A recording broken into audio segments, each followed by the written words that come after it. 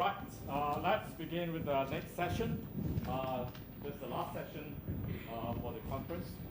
And we have three speakers for this session. The first one comes from Sweden. And like all distinguished Swedes, they are always members of the Nobel Committee, in this case of physics. Although he claims that he's an astrophysicist. Right, so Matt. Okay, thank you. The floor is yours. And let me thank the organizers. I don't see Lars sitting here, but for inviting me here. It's been a very interesting conference for me. Let me say a few words about my association with this field. I was the Swedish scientific delegate to CERN Council in the early 2000, about 5 years.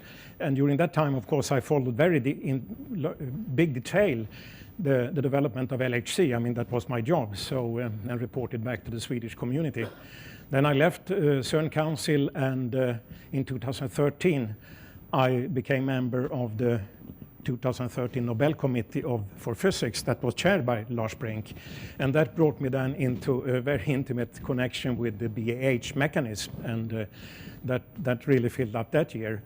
And it not only filled up that year, it actually changed my own research direction. And I became interested in symmetry breaking in molecular physics and the concept of chirality.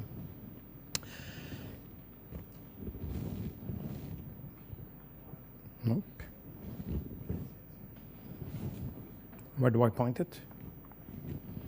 Where is it? Oh, maybe it's the wrong one. Yeah, it's the wrong one, this one. Okay, so molecular chirality, it really goes a long way back.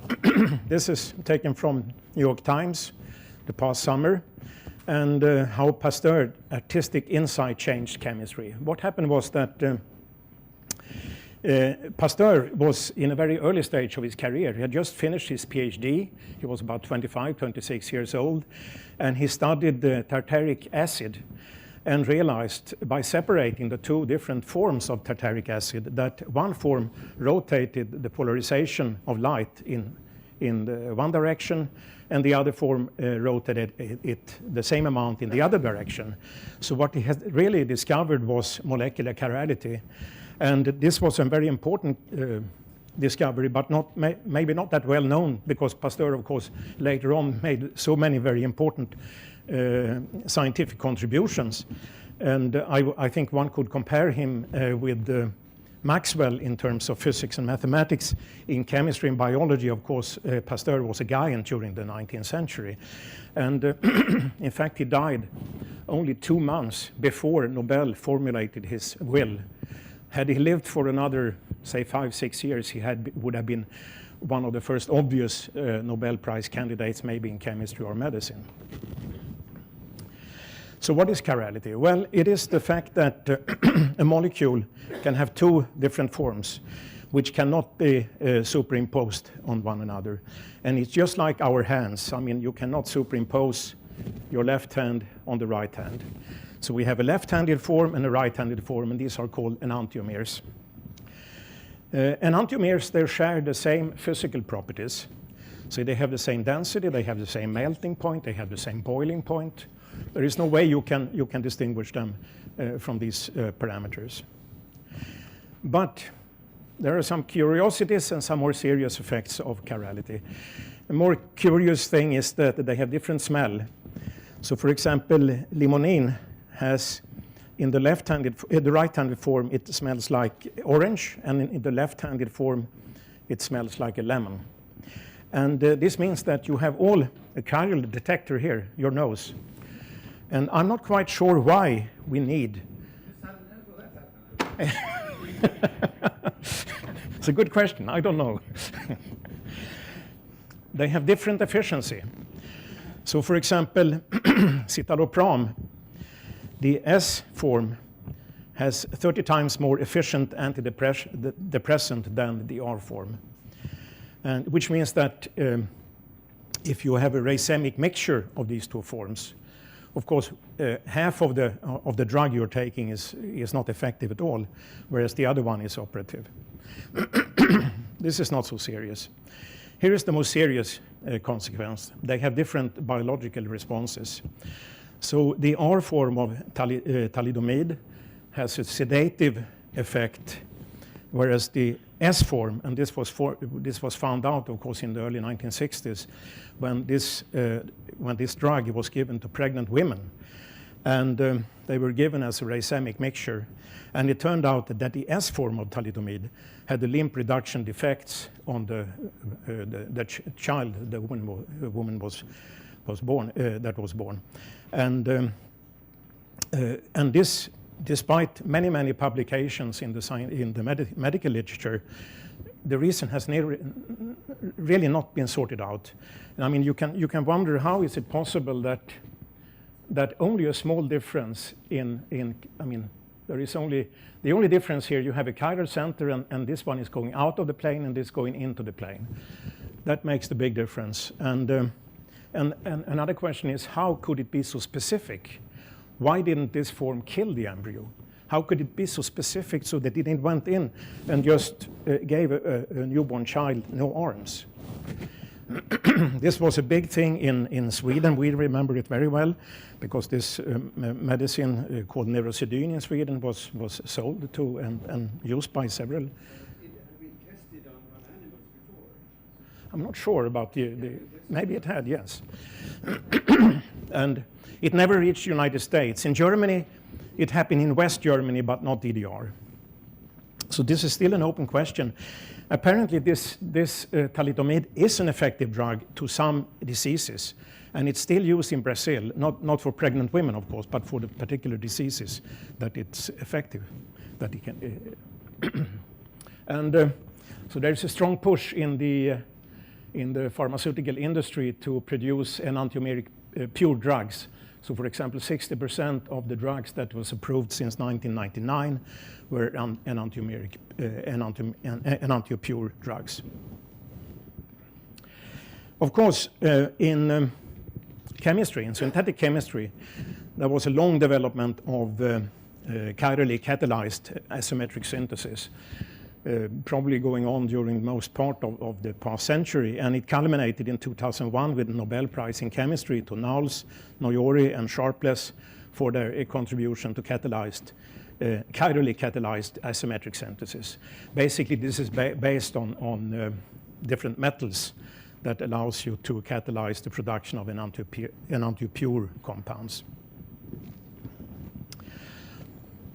If we compare the, shall we say, the chemist view of chirality and the physicist view, I mean, the chemist view is what I started to show you. I mean, this is these different balls with sticks and forming a molecule. And these molecules can then, if you have linear polarized light, they will rotate the plane of polarization either in the right-handed or the left-handed direction. In the physicist view, the first one who really treated this problem from the quantum mechanical view was Friedrich Hund in 1927. And this is the first treatment of tunneling in physics. And what he considered was the fact that you have, in the two enantiomers can be represented by two potential curves. At one point they cross. And of course, the solution of the Schrödinger equation is a superposition of this part and this part. So what Hund was worried about was, how is it possible that you can have chiral compounds if there is if the solution of the Schrödinger equation is really a superposition of the two different enantiomers? And his conclusion was that the reason that you can have that is that the tunneling lifetime is so long, so that you don't have to worry about it. I mean, the tunneling lifetime can be millions of years, so you can really exist in one or the other form. But this problem has been coming back in physics several times, and I will show you few examples of this. And these are the original wave function that Hund published in 1927. So, for example, here is a paper by Jahn-Teller from 2010, where he is discussing spontaneous symmetry breaking, and in one chapter in one section he's discussing chiral molecules as a case of spontaneous symmetry breaking. And he's discussing exactly this, what's sometimes called the Hund's paradox. How can you have pure enantiomeric states when you have to have a superposition of these states in the quantum mechanical solution of the Schrödinger equation? And another funny thing is that, which I realized when I visited Vladivostok in November, is that in the Russian language, there is a difference when a physicist is talking about chirality in his native language and when a chemist is talking about it. So, and this I learned from Dima Kharseyev at Stony Brook. He told me that when he's giving these lectures in Russian language, the chemist can immediately understand that he's a physicist, because in physics you say Chiralnost, whereas in Russian you say, in chemistry language you say Chiralnost. So that's how you distinguish a physicist and a chemist in Russian. Oops. Here is another example of, shall we say, a physicist's treatment of a state where a chiral molecule is definitely part of the story. I mean, this is a very influential paper by Leggett and others, Dynamics of Dissipative Two-State System. This is a highly cited paper, and here once again you see these two different, the potential with the two minima, and here is they list here some two-state system with corresponding symmetry breaking effects. And what's interesting here is that a chiral molecule is one example, and the K-meson system is another example. Here, for a chiral molecule is the parity, and for this one is the charge conjugation. And what can break the symmetry here is the weak interaction for a chiral molecule. And the weak interaction, what would it do then? Well, if there would be no weak interaction, the energy levels of the right-handed and the left-handed state would be exactly the same. And the left-handed state can be written then as a superposition of the plus parity level and the minus parity level. And of course, for the right-handed, it would be with a minus sign here. If the parity violation occurs, well, then there is a shift so that these two energy levels are no longer the same. And of course, here it's exaggerated enormously, but the present theoretically calculated energy difference between this level and this level is of the order of 10 to the minus 16 electron volts. And really the first one who pointed out that there should be a difference between energy levels of left and right-handed molecules was Letokhov. And this was in 1975. And rather soon after, experiments started to try to spectroscopically see if they could measure the difference between the left-handed and the right-handed form. Up to this day, nobody has succeeded in seeing this difference. And although there has been a push, of course, in accuracy, but here is a paper, for example, from 2016 from Martin Quack's group at the ETH Zurich, where they are trying to find suitable molecular systems and to probe these systems with gigahertz or terahertz far infrared spectroscopy. But as I said, so far, nobody has been able to measure a difference between the energy levels in a right-handed and a left-handed enantiomer. So, trying to list the different types of symmetry breaking, I tried to make a list here of physics and chemistry, and I already mentioned the first observation by Pasteur, or the formulation of this in 1848. We have done in chemistry the Jahn-Teller Effect, which came in 1937. And it's a very simple, the Jahn-Teller Effect, of course, also now plays a very important role in solid-state physics. To describe what it means, it's quite simple, rather simple. Let's say that you have a benzene molecule. It's perfectly symmetric, 6 carbon atoms, and it's a non-degenerate electronic state. You photoionize this benzene molecule, and you get an ion, which is then in a degenerate state. For a non-linear molecule in the degenerate state, the symmetric configuration is no longer the lowest. So it will distort slightly its geometry to occupy a lower state. And this is exactly what gives you this Mexican hat. And when you read this paper, Jahn and Teller worked it out for molecules, but of course it also plays an important role in solid-state physics. But if you read the acknowledgement here, you see that there is a very strong acknowledgement to Landau. And so he was very much involved in the discussions about this effect. And I sometimes wonder, I mean, how much came back of these discussions into this paper. Here I listed some of the, and I think most of this has been discussed during this week. I mean, we heard about ferromagnetism, maybe not so much about superfluidity by the paper by Bagalyubov in 47. We have the famous paper 1950, which here I give it with the correct order as it is published in the Russian journal. It's actually Ginzburg who was the first author and Landau the second author. And there is a story which we talked about it the other day, Slava and I, about the history about how it could be that the order was switched. If you go back to the collected work of Landau, you come to this article on superconductivity, and there is a footnote. And somebody has written the reference in not very good Cyrillic, somebody with not full understanding of the Cyrillic alphabet, and put Landau as the first author and Ginzburg as the second author, but giving, not reading it correctly. So that's why you saw the other day B. Ginzburg. That's not his name, he was Vitaly Ginzburg.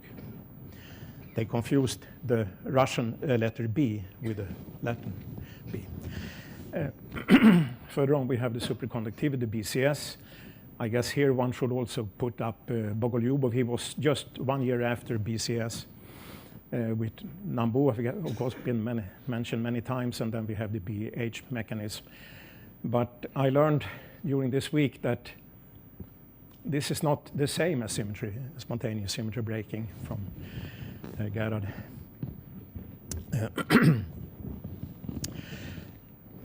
The breaking of mirror symmetry in molecular base of the molecular basis of life is called homochirality, and all the proteins we have are built up by amino acids who are always or almost always in the L form. The sugars, on the other end, they are always in the D form. And this is why do nature preserve chirality despite this energy cost? This is not known. I mean, this is an unsolved problem in the natural sciences. And one could, for example, ask the question, why couldn't we have species having the D form of amino acids and the L form of sugars? We don't know. There has been, of course, a number of speculations about this. This is, I found a very inspiring paper on spontaneous breaking of mirror symmetry in nature and the origin of life. It was written by Goldansky and Kuzmin in 1989. Goldansky was one of the few scientists during the Soviet time that came to Stockholm to give lectures. I think it was only he and Letokov, I remember distinctly, and probably Ginzburg. But there were very few scientists during the Soviet time to come to Sweden. And what Goldansky and Kuzmin points out here, I mean, they say that the problem of homochirality was purely biological until quite recently. But what they say is that one has to approach this from a number of different angles. I mean, the physics of the microworld, weak interaction, parity non-conservation, quantum tunneling, ideas from mathematics, statistical physics, theory of nonlinear processes, chemical physics, and so on and so forth. And up to this day, I mean, there are still only speculations, and you can find papers like this one, for example, homochirality of organic matter, objective law or curious incident, is written by Vadim Davankov, who is still active in Moscow, but also other papers. I just picked a few here. For example, here's Salam, the role of chirality in the origin of life, or here is a speculation of space asymmetry as a possible global feature. Actually, this speculation about asymmetry, space asymmetry, this goes back already to Pasteur. He had the explanation for this difference that there has to be some sort of dissymmetry of space. So that's a very old idea. In biology, when you read biological papers, they usually have rather simplistic figures. I mean, it's here you have some receptor, something attaching to this receptor, and it was already early in the 1930s formulated that in order for this molecule to attach to the receptor, you have to have attachment at 3 different points, and it's called the 3-point model. And if you don't have this, here you have the correct chirality. If you have the wrong chirality, well, the B can interact with B, C with C, but A cannot interact with D. So as you can see, this is very simplistic type of arguments, and almost hand-waving, not quantitative at all. So let me summarize so far. Chirality in chemistry is mainly in synthetic and analytical chemistry. You not only have to synthesize, of course, you also have to analyze. There are several publications in the physics literature addressing fundamental aspects of chirality, but there are very few physics experiments. Parity violation in chiral molecules not yet observed. The first, and I didn't mention this earlier, but the first interstellar chiral molecule was observed in 2016 by Geoff Blake's group at Caltech by using radio astronomy. And as I mentioned, the origin of homochirality in biology is unknown. This is an unsolved problem. So, as I mentioned at the beginning, I mean, my own interest shifted because of my work in the committee during 2013, and I got interested in chirality. And so we're thinking about some strategy for doing experiments, more from the physics point of view, but not from the chemistry point of view, because there are, of course, tons of experiments where you want to do analysis, but not really quantitative understanding, or at least qualitative understanding. So we decided to study chiral recognition in experiments where only chiral interaction operates. And then 2 future projects, I want to study the stability of L and D enantiomers under cool, ultra-high vacuum conditions, try to isolate them and store them for as long as possible, and to see if they have the same lifetime or if they possibly could have different lifetimes. And then finally study directly in real time the conversion between L and D in chiral molecules. I mean, there have of course been, a simple chiral molecule which is not optically active, of course, would be ammonia, NH3, which oscillates between the 2 different forms. And this you can measure in microwave spectroscopy, but there has been no observation of directly the conversion between L and D forms in chiral molecules. So the first set of experiments we did was on just a commercial QTOF in Oslo. Nothing particular with this one. There are many of these instruments. You have an electrospray source, a mass selector, a collision cell, and then you detect your collision products with a reflectron. This is just to increase the mass resolution, and you have a multi-channel plate detector here. So the first set of experiment we did was to take different forms of amino acids, tryptophan, phenylalanine, methionine, in the L and D forms. And the idea was that if we had a chiral target, the S or R form of butanol. I should say that it can sometimes be confusing. Sometimes you use L and D and sometimes S and R. It's basically the same thing, so we don't have to worry about that now. And so the idea was to study a chiral projectile on a chiral target, gas phase collision under single collision conditions, and we in particular look for complexation, the formation of a complex which survived to the detector.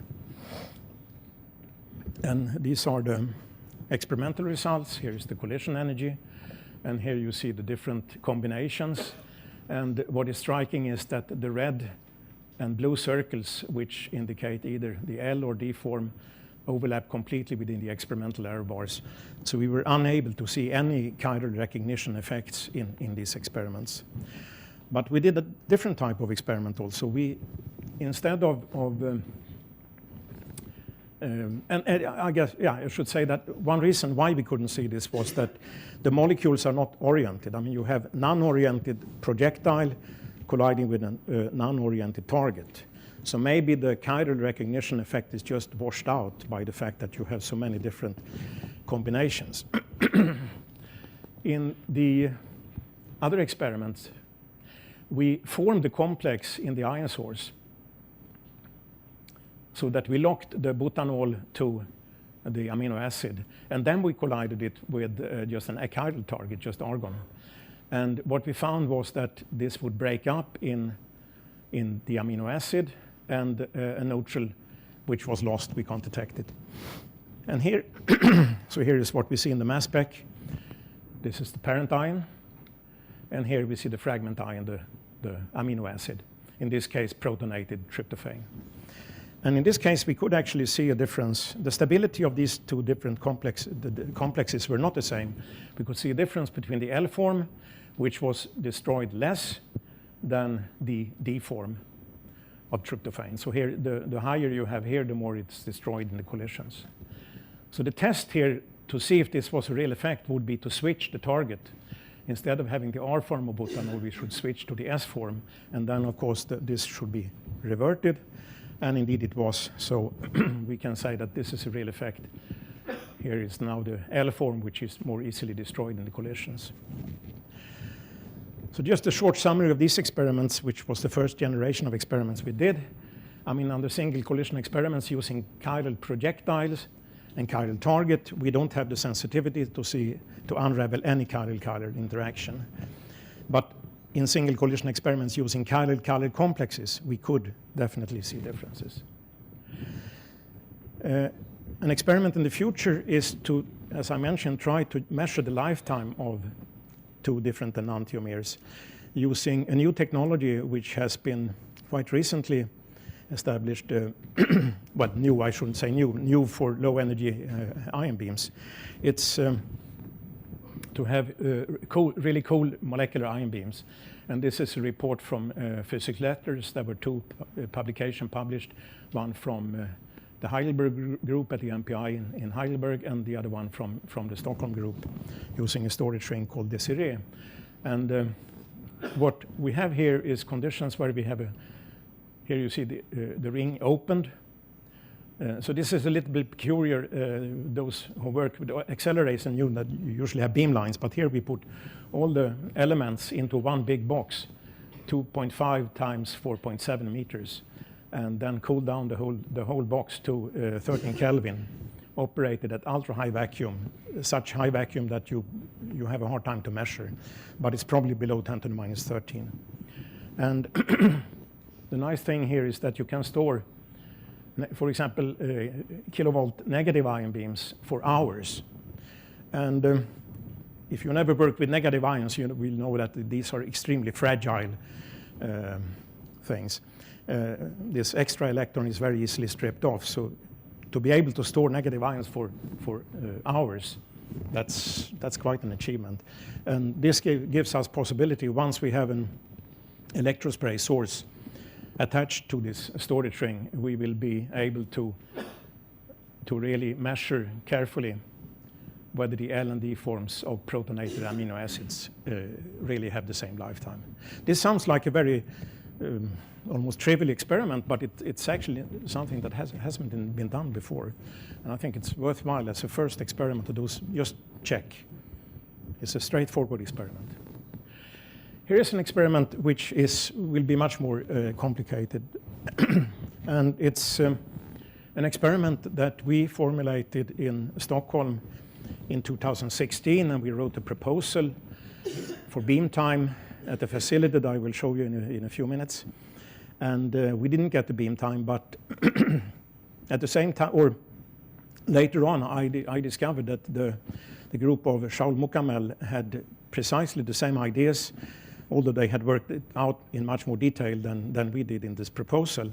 And the idea here is that, and this comes back to the measuring or trying to probe the oscillation between the two enantiomeric forms. So here you have a molecule. In this case, they used formaldehyde. We used formaldehyde, almost the same structure, so there's a marginal difference. But the point here is that the ground state of these molecules is achiral. It's just a harmonic oscillator. Whereas in the excited state, you have two different enantiomeric forms. And now, in this case, the tunneling lifetime is not millions of years, it's femtoseconds. So the idea with this experiment is that you pump with a visible pump laser up to the excited state, and then you probe with an X-ray so that you have a collision cell here, you pump with a UV laser, and you probe with the X-ray here. And the thing is here now that both the pump laser and the probe laser have to be circularly polarized in order to see something. And the question is, where can you get circularly polarized X-rays with a pulse duration of maybe 5 to 10 femtoseconds with many photons in one bunch? Well, there is actually only one place today that you can get this, and this is at the free electron laser at Stanford. SLAC, the linear coherent light source, and which delivered the first X-ray pulses in only like 7, 8 years ago. And it's the old electron accelerator, 130-meter undulator, and then experimental hutches. And the delta undulator that delivers circular polarized light just became operational 1 or 2 years ago. And here you can see also from the Mukamel paper, you start at from the ground state, and then you get this. When you have pumped with circularly polarized light, there will be an oscillation on a femtosecond time scale between the two different forms.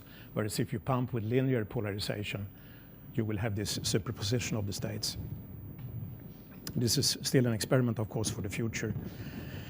So let me say something about the future then. Well, I mentioned that in chemistry, the dominating topic has been synthetic chemistry and analytical chemistry, but I recently learned that in 2018 there will be a Solvay workshop on chiral symmetry breaking, a chemistry meeting, but I understand from a more fundamental aspects. I'm talking to Mark about this, of course, and this will be in the end of November. And then we have in preparation an application for a Nobel Symposium on chiral matter. And if you wonder what this crab has to do with it, well, the fact is that the idea about the symposium came up at a dinner in Vladivostok at what they claim is the best fish restaurant in Russia. And this is a crab from Kamchatka. And it was Sasha Molochkov, who is at the head of the physics department at the Far East Federal University in Vladivostok. And so we formed now an international committee with Sasha and then Dima Khartseyev at Stony Brook. Donna Blackmond, who is a protein chemist, I don't know her, but she's at Scripps. We wanted to have a really distinguished chemist on the committee, and then finally we have persuaded Frank Wilczek to also to serve on this. And we have a local committee, which myself, Yegor Babayev, who is in condensed matter theory, Anna Linusson is in protein chemistry, Antti Niemi, he's used to be in field theory, but he's now converted to study protein dynamics theoretically. Vitaly Zhaunechik is a former student of mine in Gothenburg, just got tenure. And Raman Zubarev is the leading mass spectrometrist in Sweden. So we are right now just working on an application, and the idea here is to try to combine or to identify interesting areas of chirality in condensed matter, high energy physics, cosmology, chemistry, molecular physics, biology. Whether it will be possible to get a decent program remains to be seen, but I think this is something that could be very interesting. So I think with this, I should also acknowledge my colleagues who participate in the experiments I told you about, and 2 of them from Ukraine, 2 of them from Norway, and I don't know if you recognize this one. Wales, yes, precisely. From Wales. Yes. So with this, I thank you for the attention.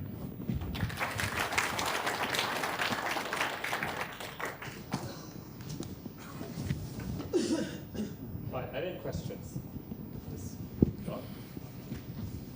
So you mentioned this first observation of interstellar chiral molecules, but I guess it wasn't possible with those first measurements to tell which chirality they were in. Correct, it was not possible. But it was possible to establish that it was a chiral molecule, but it was not possible to establish the chirality. That's correct. But I could imagine you could do some sort of polarization measurement that might. I think you can, and I think they're working on it, but I think it's probably a few years down the road before they have this worked out completely. Yes. Could have never seen it mixed. Was able to say that it was No. But it's an interesting aspect. I mean, that because of course there has been many observations of organic molecules in interstellar molecular clouds, and this is a topic, as you mentioned, I've been working on for a number of years to try to, in particular, measure different reaction pathways. But this was, as I said, the first observation. So, and that of course could have something to do with the origin of life. And if I could just ask a second question. You mentioned almost subliminally Abdus Salam as one of the people who'd speculated about the origin of this chirality from the weak interactions. Is there any content in his ideas? Well, I think that, I mean, as I said, there are many hypotheses, but I think that the parity violation effect, I think, is excluded as an explanation. I mean, it's just too small to amplify,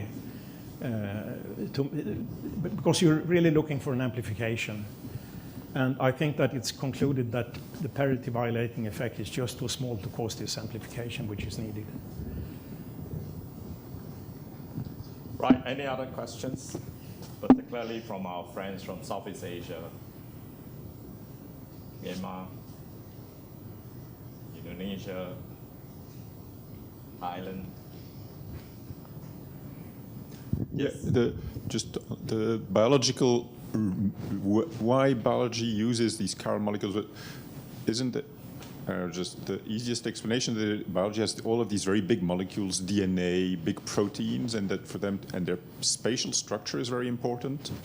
And then, and then maybe it turns out that using chiral molecules to build these things makes it much easier to have a well-controlled spatial structure. Absolutely, absolutely. I think you're absolutely right, and I don't think that's not the problem. I mean, life apparently needs this type of selectivity that you can get from the chiral recognition. So that's not the problem. But the problem is that, or the question is, why only the L form and for the proteins and the D form for the sugars, and why couldn't you have species where you just turn it around? So I think that's the puzzle. Yes. Is there any potential fossil record of chirality? And possible Fossil record? fossil record? Not to my knowledge, no.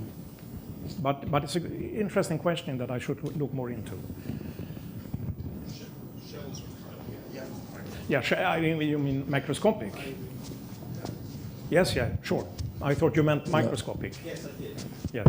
No, but that was the same reply that Gerard Toft mentioned the other day, that indeed shells were chiral, but most likely it has nothing to do with, that was his comment, I think he can confirm it, most likely it has nothing to do with chirality of DNA. And that might be the same way that chirality of DNA has little to do with chirality of weak interactions, which are at least 10 orders of magnitude below. I mean, it's so I'm also a bit worrying about the question of measuring energy difference between two levels. How does the sensitivity of the experiment compare with the theoretical expectations? I mean, they are probably still 1 or 2 orders of magnitude below. I mean, they probably have a few orders of magnitude to go, but these numbers are rough, and the question is, I mean, you want to work out a molecule where you can sort of have the maximum effect. It may not necessarily be a molecule that is so easily to synthesize and to spectroscopically characterize, because you have to produce the 2 different enantiomeric forms.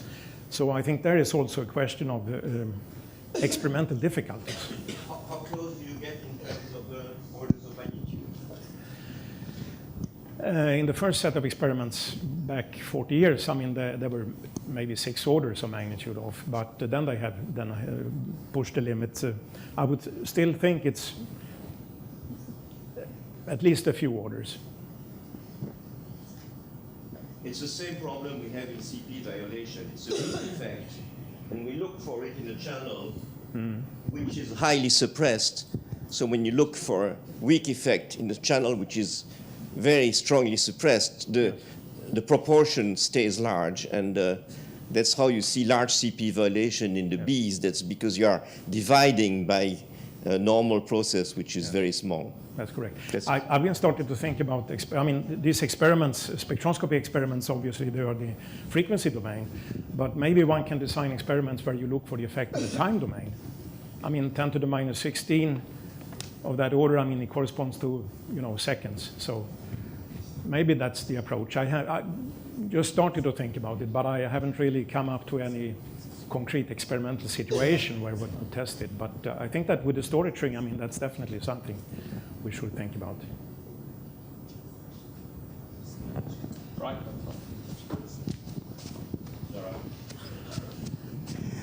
There are two ways in which it transitions from one form to the mirror form can be arranged. One is a quantum tunneling, but the other is, of course, thermal fluctuations.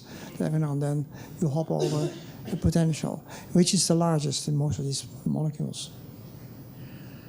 I'm not sure that one can quantify this in the general terms.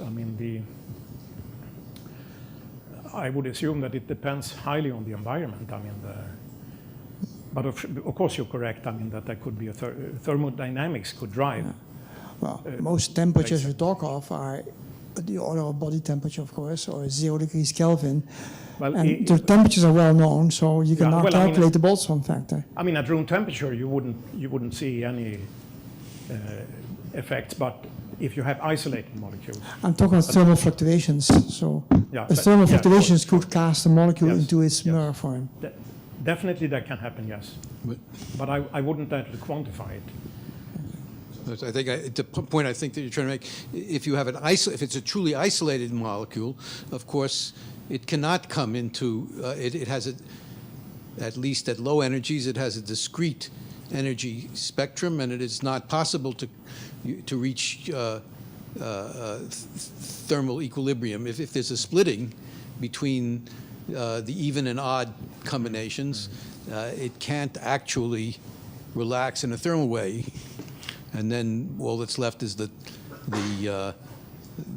go from the left, from one form to the other is determined only by tunneling, because there is, you're essentially either at 0 temperature or at constant, some fixed pair of energy levels that are not in communication with the rest. Of course, if it's colliding with walls or electrons or gas or something, then... No, you're both absolutely right. If you can have a situation where you have thermodynamics driving the molecules to a racemic mixture, clearly, but it will depend very much on the environment.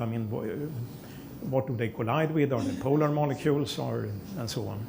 So I haven't really seen any calculations where people are trying to quantify this. Think about the space. You have clouds of molecules. If you have clouds of molecules in outer space, what can produce a non-racemic mixture? Is it magnetic fields? Or how can you ever generate? This has been one of the speculations, of course, in terms of homochirality, that, for example, circularly polarized light would drive the molecules into one enantiomer and not the other one. But I'm not totally convinced about that explanation.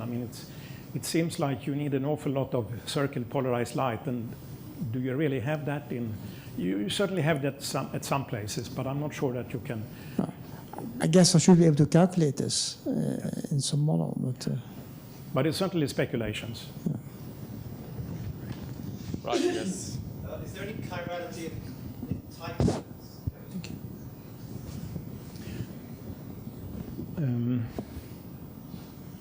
Not that I know of, but I know that in the Rosetta mission, I think they tried to see if they can see organic chiral molecules, but I haven't seen any reports about it. So the answer is no, or not yet observed, I should say. Right. I guess no more questions. Let's thank the speaker for his wonderful lecture.